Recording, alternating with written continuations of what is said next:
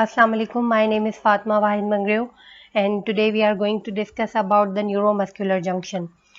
इस टॉपिक में जो है वो हम डिस्कस करेंगे कि किस तरह से जो नर्वस सिस्टम है वो जो मसल सिस्टम मस्कुलर सिस्टम है मसल्स हैं उन पर किस तरह से कंट्रोल करके और उनमें जो है वो एक्शन पोटेंशियल का फंक्शन पर जो है वो जनरेट करवाने के बाद मसल्स की जो है वो कॉन्ट्रैक्शन में इम्पॉर्टेंट रोल प्ले करता है। ठीक है, अब सिंपली हम न्यूरोमस्कुलर जंक्शन किसे कहते हैं? न्यूरोमस्कुलर जंक्शन क्योंकि जो न्यूरॉन्स होते हैं हमारी बॉडी के जो स्केलेटल मसल्स होते हैं, स्केलेटल मसल्स की जो कॉन्ट्रैक्शन है उनको कौन कंट्रोल करता है? उनको कंट्रोल करता है नर्वस सिस्टम। और स्पेसिफिकली जो नर्वस सिस्टम के कौन से न्यूरॉन्स हैं जो स्केलेटल मसल्स की एक्शन पोटेंशियल को जनरेट करवाते हैं वो होते हैं सोमैटिक मोटर न्यूरॉन्स। ठीक है, जो स्केलेटल मसल्स को जो है वो मैसेज प्रोवाइड करेंगे, उसके बाद जो है वो स्केलेटल मसल फाइबर्स में एक्शन पोटेंशियल जनरेट होगा और उसके बाद क्या करेंगे, जो मसल फाइबर्स हैं जो हमने एक पूरा का पूरा प्रोसेस पढ़ा था कॉन्ट्रैक्शन का, जिसमें थिन एंड थिक फिलामेंट जो है वो कॉन्ट्रैक्ट करते हैं, उसके बाद ही जो है वो स्केलेटल मसल फाइबर्स जो है वो थिक एंड थिन फिलामेंट है स्केलेटल मसल फाइबर्स के, वो जो है वो शॉर्ट होंगे, उसके बाद जो है वो कॉन्ट्रैक्शन का फंक्शन परफॉर्म होगा।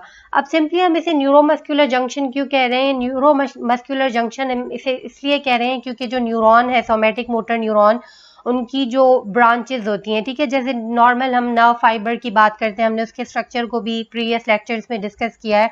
तो न्यूरॉन्स के जो है वो टर्मिनल्स होते हैं जिन्हें हम साइनेप्टिक जो है वो साइनेप्टिक नोव्स भी कहते हैं या बल्बस स्वेलिंग भी कहते हैं। ठीक है, उनमें क्या होता है, उनमें न्यूरोट्रांसमीटर जो है वो स्टोर्ड होता है। तो यहाँ पर भी बिल्कुल ऐसे ही जो सोमैटिक मोटर न्यूरॉन है, ठीक है, उनकी जो टर्मिनल्स हैं साइनेप्टिक नोव्स हैं, उनमें न्यूरोट्रांसमीटर स्टोर्ड होता है और वो क्या करती हैं, वो मसल फाइबर्स के साथ जो है वो मसल फाइबर्स को मैसेज प्रोवाइड करती हैं। ठीक है, मींस ये जो है वो जो न्यूरॉन है उनकी जंक्शन किसके साथ होती है? वो होती है मसल फाइबर्स के साथ।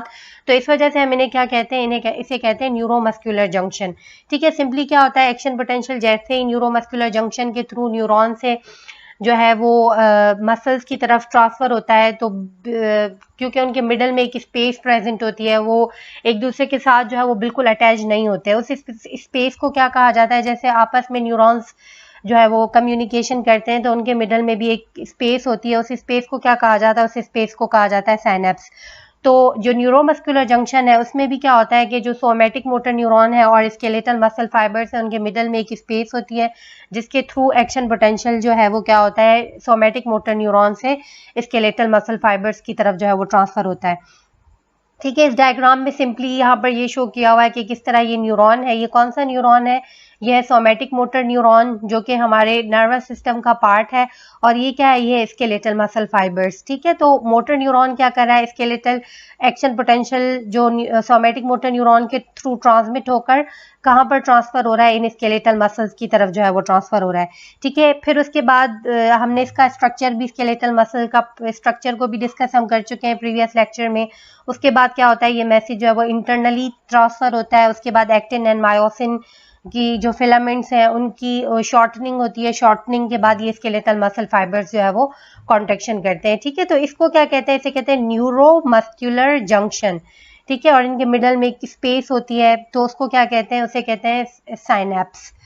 उसके बाद ये जो है वो सिंपली ये थोड़ी सी और डिटेल्ड जो है वो डायग्राम है। यहाँ पर यही मोटर न्यूरॉन्स हैं जो प्रीवियस डायग्राम में हमने डिस्कस किया। ये मोटर न्यूरॉन के एक्सॉन्स हैं और ये क्या कर रहे हैं? ये अपनी जो है वो ये जो टर्मिनल्स हैं वो किसके साथ, किसको प्रोवाइड कर रहे हैं? प्रोवाइड कर रहे हैं स्केलेटल मसल फाइबर्स को। यहाँ पर ये शो किया हुआ है स्केलेटल मसल फाइबर को। तो हम इसे क्या कहते हैं? हम इस प्रोसेस को कहते हैं न्यूरोमस्कुलर जंक्शन। ठीक है, हम इस प्रोसेस को क्या कहते हैं? Neuromuscular junction. और उसके बाद ये न्यूरोमस्कुलर जंक्शन के थ्रू जैसे ही मैसेज ट्रांसफर होता है तो मायोफिब्रिल्स कौन सी थी? एक्टिन एंड फिलामेंट, वो क्या करती हैं? उनमें जो है वो कॉन्ट्रैक्शन होना स्टार्ट हो जाती है। ठीक है, तो इस तरह से action potential skeletal muscle fibres की तरफ जो है वो जनरेट होता है। उसके बाद अब सिंपली जो न्यूरोमस्कुलर जंक्शन है, जो मोटर न्यूरॉन्स का एंड पार्ट होता है, हमने अभी डिस्कस किया। उस एंड पार्ट को क्या कहा जाता है? उस एंड पार्ट को कहा जाता है एक्सॉन टर्मिनल। ठीक है, जैसे कि प्रीवियस डायग्राम में देखा, एक्सॉन टर्मिनल क्या हुआ है? डिफरेंट क्लस्टर्स में जो है वो कन्वर्ट होकर वो एक स्ट्रक्चर बना रहा है जिसे कहते हैं साइनेप्टिक एंड बल्ब्स। ठीक है, जिसको हम जो न्यूरल पार्ट है न्यूरोमस्कुलर जंक्शन का, उसे न्यूरल पार्ट भी कहा जाता है।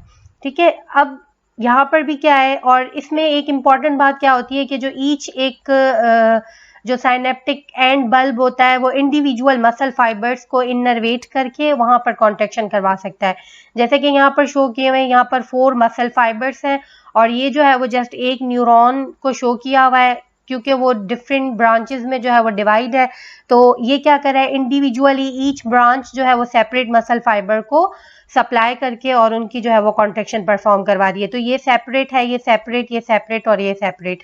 ठीक है, तो इस तरह से मैसेज जो है वो नर्व से जो है वो कहाँ पर ट्रांसमिट होता है, मसल फाइबर की तरफ। और ये क्या शो किया हुआ है, ये जो है वो स्पाइनल कॉर्ड का स्ट्रक्चर है, क्योंकि ये न्यूरॉन्स कहाँ से ही ट्रांसमिट होते हैं, स्पाइनल कॉर्ड के थ्रू ही स्केलेटल मसल फाइबर को इनर्वेट करते हैं। ओके अब सिंपली हम जो है वो एक्सॉन टर्मिनल की बात करेंगे, और एक और स्ट्रक्चर फॉर्म्ड होता है जिसे कहा जाता है मोटर एंड प्लेट। ठीक है, मोटर एंड प्लेट की क्या डेफिनेशन है, मोटर एंड प्लेट किसे कहा जाता है। प्रीवियस डायग्राम में यहाँ पर एक स्ट्रक्चर था, यहाँ पर जो है वो प्रेजेंट है, ये जो एरिया है यहाँ पर, इसको क्या कहा जाता है, इसे कहा जाता है मोटर एंड प्लेट। लेकिन इसकी मोर डिटेल डायग्राम है, उसमें भी जो है वो हम डिस्कस करेंगे। सिंपली हम पहले डिस्कस करते हैं, एक्सॉन टर्मिनल की हमने बात कर ली है। मोटर एंड प्लेट क्या होती है, मोटर एंड प्लेट जो है वो जो मसल फाइबर्स हैं, ठीक है, मसल फाइबर या मसल सेल्स हैं, उनकी जो सार्कोलीमा है, ठीक है, सार्कोलीमा किसे कहते हैं, plasma membrane of the muscle fibre. और जो मसल फाइबर की प्लाज्मा मेम्ब्रेन होती है, उसके बाद उसके पास जो है वो क्या प्रेजेंट होता है, उसके पास जो है वो एसिटिल कॉलिन की बाइंडिंग के लिए रिसेप्टर्स भी प्रेजेंट होते हैं, क्योंकि एसिटिल कॉलिन ही क्या होती है, मोटर न्यूरॉन से, सोमेटिक मोटर न्यूरॉन से रिलीज होकर सोमेट जो है वो क्या करती है, मसल फाइबर्स को इनर्वेट करती है। तो असल में क्या होता है, ये जो मोटर एंड प्लेट होती है वो सार्कोलीमा का ही एक रीजन है, जहां पर क्या होते हैं, जहां पर एसिटिल कॉलिन के लिए रिसेप्टर्स प्रेजेंट होते हैं। ठीक है, और इसके अलावा एक्सॉन टर्मिनल्स के पास जो है वो कुछ स्ट्रक्चर्स होते हैं, लाइक जो एक्सॉन टर्मिनल्स हैं उनमें जो है वो माइटोकॉन्ड्रिया भी प्रेजेंट होते हैं, इसके अलावा साइनेप्टिक वेसिकल्स भी प्रेजेंट होती हैं। ठीक है, साइनेप्टिक वेसिकल्स के पास क्या होता है, साइनेप्टिक वेसिकल्स ही वो स्ट्रक्चर हैं जिनमें जो है वो न्यूरोट्रांसमीटर सब्सटेंस जिसे हम एसिटिल कॉलिन कहते हैं वो स्टोर्ड होता है। ठीक है, लेकिन इस एसिटिल कॉलिन को सिंथेसाइज कौन करता है, क्योंकि ये साइनेप्टिक वेसिकल में सिर्फ स्टोर्ड होता है, इस एसिटिल कॉलिन को सिंथेसाइज करते हैं माइटोकॉन्ड्रिया, जो कि उसी एरिया पर बिल्कुल साइनेप्टिक वेसिकल्स के साथ प्रेजेंट है। ठीक है, और आपको पता है क्योंकि माइटोकॉन्ड्रिया के पास एटीपी प्रेजेंट होती है, जो कि बहुत यूजफुल होती है for the synthesis of acetyl Colin. ठीक है, तो फिर एसिटिल कॉलिन को स्टोर कर लेते हैं साइनेप्टिक वेसिकल, फिर जब नीड होती है तो फिर क्या होते हैं, सोमेटिक मोटर न्यूरॉन से रिलीज होकर वो फिर कहाँ जाते हैं, वो फिर मसल फाइबर्स की तरफ जाते हैं, मोटर एंड प्लेट की तरफ, और मोटर एंड प्लेट पर ही उनके जो है वो एसिटिल कॉलिन के रिसेप्टर्स प्रेजेंट होते हैं। एसिटिल कॉलिन वहां पर जाकर बाउंड हो जाता है और उसके बाद एक्शन पोटेंशियल जनरेट हो जाता है। ठीक है, और इसके अलावा एक और स्ट्रक्चर भी होता है जो मसल फाइबर्स हैं, उन्हें क्या कहा जाता है, उन्हें कहा जाता है साइनेप्टिक ट्रफ और गटर। ठीक है, ये साइनेप्टिक ट्रफ और गटर क्या होता है कि जो मोटर एंड प्लेट है वो क्या करती है, उसकी कुछ इन्वेजिनेशंस जो है वो फॉर्म्ड होती हैं।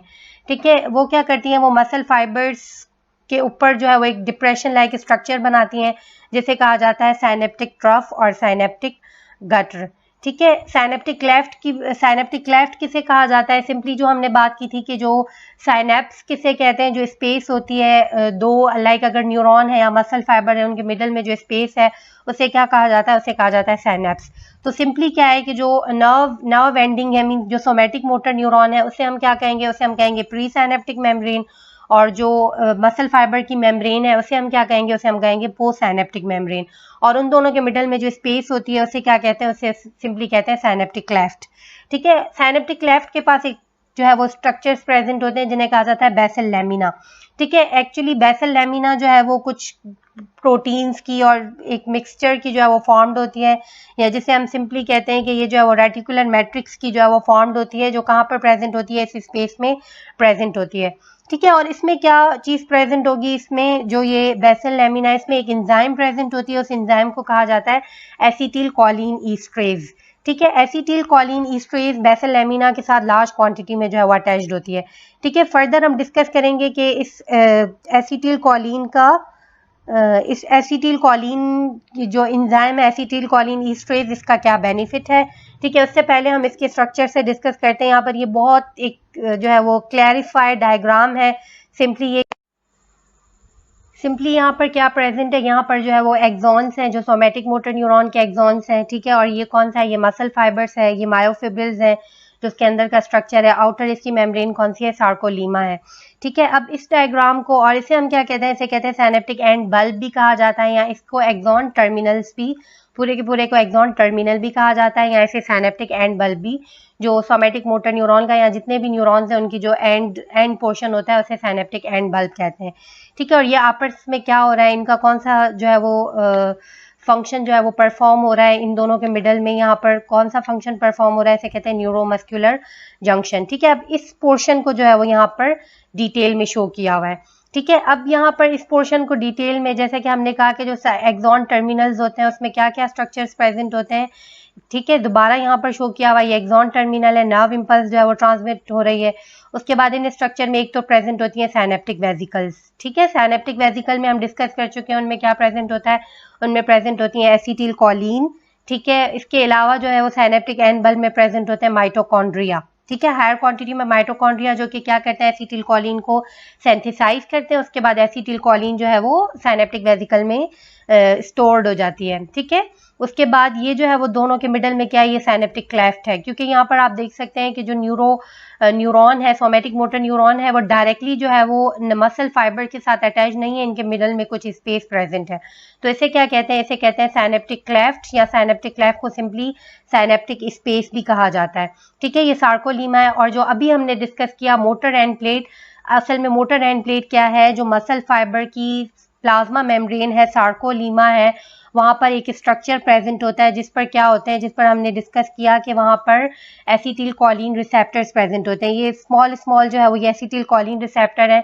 तो यहाँ से आप देख सकते हैं जैसे ये एसिटिल कॉलिन रिलीज हो रही है, ठीक है, तो वो आकर किसके साथ अटैच्ड हो रही है, वो आकर अटैच्ड हो रही है अपने जो रिसेप्टर्स हैं जो कि मोटर एंड प्लेट पर प्रेजेंट है उनके साथ आकर अटैच्ड होती है।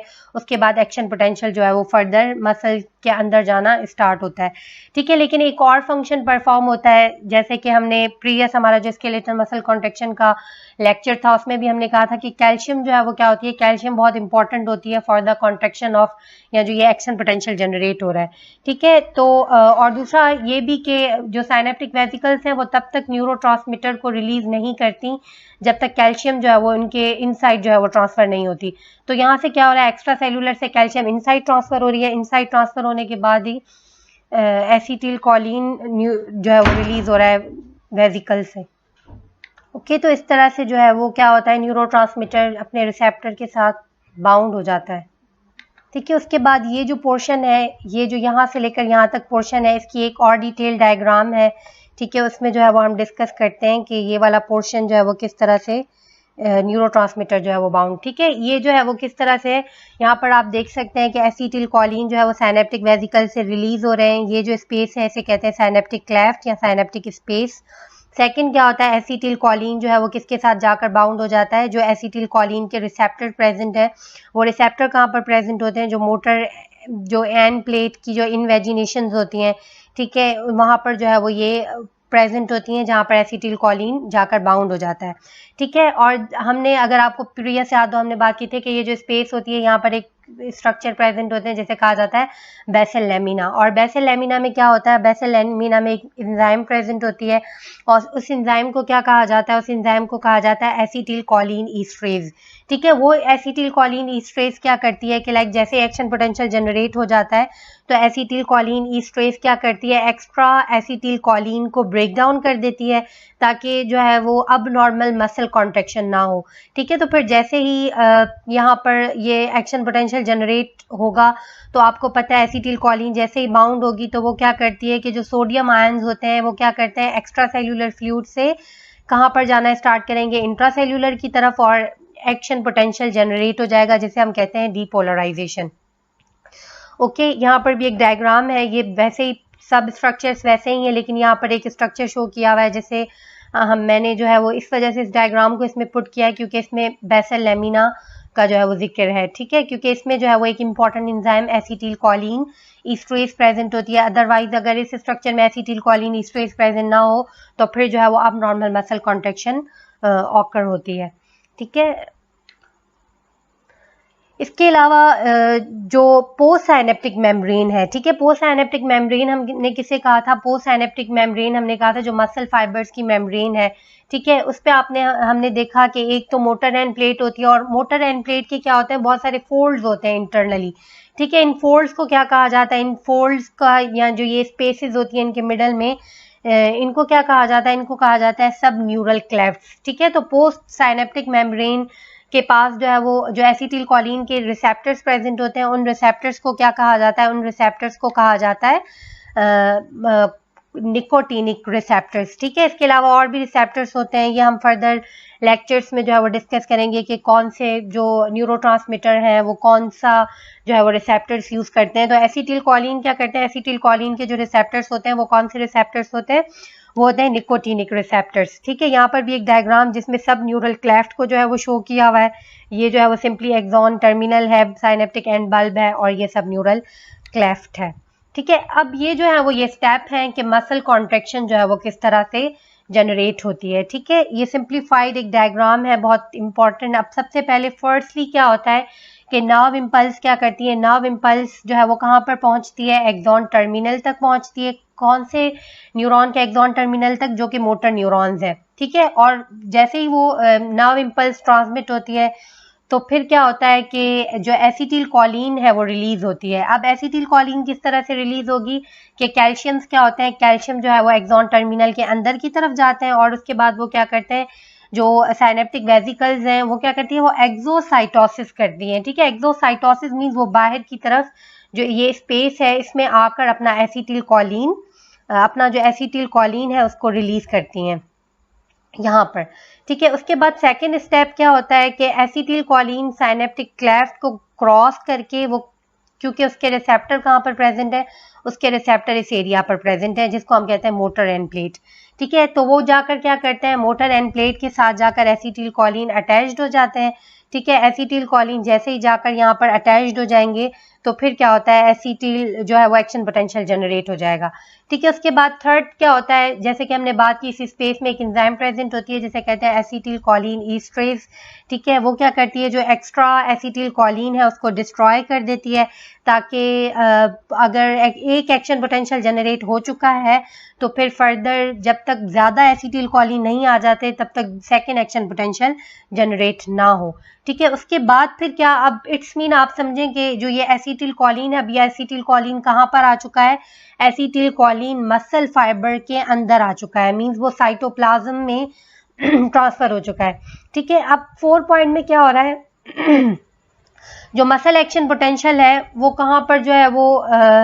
किसके साथ जो है वो ट्रैवल करता है, लाइक जो ये यहाँ पर हमने जब मसल का स्केलेटल मसल का स्ट्रक्चर पढ़ा था तो हमने एक बात की थी कि ट्रांसफर ट्यूब्यूल्स होते हैं, ठीक है। तो ट्रांसफर ट्यूब्यूल्स के साथ साथ ही जो है वो क्या होता है, मसल एक्शन पोटेंशियल ट्रैवल होता है, और वो क्या करता है, तो फिर जो है वो टी ट्यूब्यूल्स के साथ जैसे ही वो ट्रांसफर होता है तो वो क्या करता है कि क्योंकि जो सार्कोप्लाज्मिक रेटिकुलम है, सार्कोप्लाज्मिक रेटिकुलम में हायर क्वांटिटी में जो है वो कैल्शियम स्टोर्ड होती है, और कैल्शियम के थ्रू ही एक्शन पोटेंशियल क्या हो सकता है, फर्दर जो है वो इनकी जो कॉन्ट्रैक्शन है एक्टिन एंड मायोसिन की, वो किसके थ्रू परफॉर्म हो सकती है, वो कैल्शियम आयंस के थ्रू ही परफॉर्म हो सकती है, ठीक है। तो फिर क्या होता है कि सार्कोप्लाज्मिक रेटिकुलम ओपन होकर क्या करते हैं, कैल्शियम को रिलीज करते हैं, और कैल्शियम कहाँ पर ट्रांसफर हो जाती है, कैल्शियम जो है वो ट्रांसफर हो जाती है सार्कोप्लाज्म में, ठीक है। अब सार्कोप्लाज्म में जब वो ट्रांसफर हो जाती है तो फिर क्या होता है कि ये जो एक्टिन एंड मायोसिन है, ठीक है,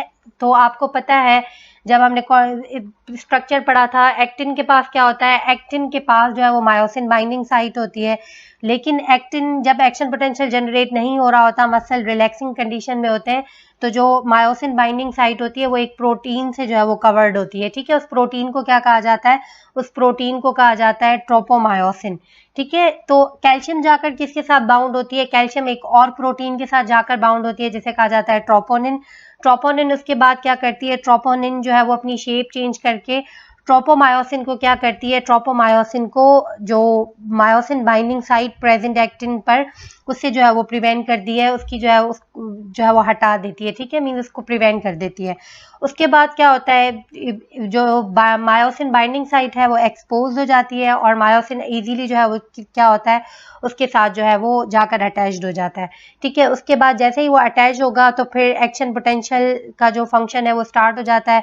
आप यहाँ पर देख सकते हैं, पहले ये लार्जर था, ये जो पूरा का पूरा सार्कोमेयर है, ठीक है, जहां पर thin and thick filaments present होते हैं वो क्या हो जाता है, वो शॉर्टर हो जाता है, ठीक है। जैसे ही वो शॉर्टर होगा तो क्या होगा, एक्शन पोटेंशियल जो है वो जनरेट हो जाता है, ठीक है। तो एक्शन पोटेंशियल जैसे ही जनरेट होगा तो फिर क्या होता है, वो सारा का सारा फंक्शन अपने जो है वो उसी कंडीशन में आना स्टार्ट करता है। जैसे कि हमने कहा था कि सार्कोप्लाज्मिक रेटिकुलम से जो कैल्शियम रिलीज हो रही है वही एक्शन पोटेंशियल जनरेट करवा रही है, ठीक है। तो फिर क्या होता है कि जो सार्कोप्लाज्मिक रेटिकुलम में जो चैनल्स होते हैं, जो जिन्हें कैल्शियम रिलीज चैनल कहा जाता है, वो क्लोज होना स्टार्ट हो जाते हैं और calcium active transport pump proteins जो है वो एक्टिव होना स्टार्ट हो जाती हैं। वो क्या करती हैं, वो वापस एटीपी के थ्रू क्या करती हैं, कैल्शियम को रीस्टोर करना स्टार्ट कर देती है। मींस जो एक्स्ट्रा कैल्शियम सार्कोप्लाज्म में प्रेजेंट है उसको वापस जो है वो इंटरनली ट्रांसफर करती हैं, ठीक है।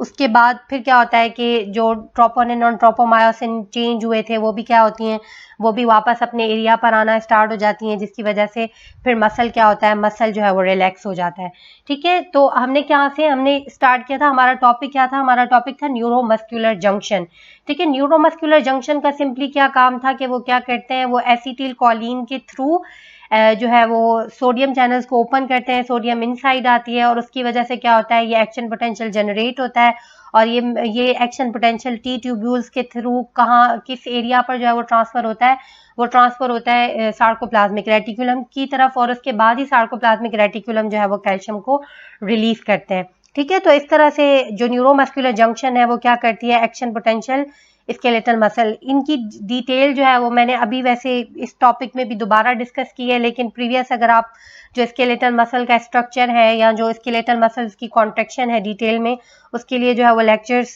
प्रेजेंट है, उनकी लिंक मैं डिस्क्रिप्शन में दे दूंगी, उनको डिटेल में पढ़ने के लिए आप उनको वहां से भी देख सकते हैं, ठीक है। ये स्टेप बाय स्टेप इसको अगर मैंने जो है वो सिंप्लीफाई करके एक फ्लो चार्ट के थ्रू एक्सप्लेन किया। Action potential motor nerve fibres के थ्रू क्या करता है, वो करता है voltage gated calcium channels open, ठीक है। जैसे ही कैल्शियम आयंस जो है वो एक्स्ट्रा सेल्यूलर फ्लूइड के थ्रू जो एंड प्लेट थी जो वेसिकल्स थी या जो जिसे हम कहते हैं जो मोटर न्यूरॉन का एंड पार्ट था, एक्सॉन टर्मिनल थे, वहां पर क्या होता है, वहां पर जैसे ही कैल्शियम ट्रांसफर होती है तो फिर क्या करती हैं, वो वेसिकल्स एसिटिल कॉलिन को रिलीज करती हैं, ठीक है। फिर एसिटिल कॉलिन जैसे ही रिलीज होती है तो वो क्या करती है, वो अपने रिसेप्टर्स के साथ जाकर बाउंड होती है।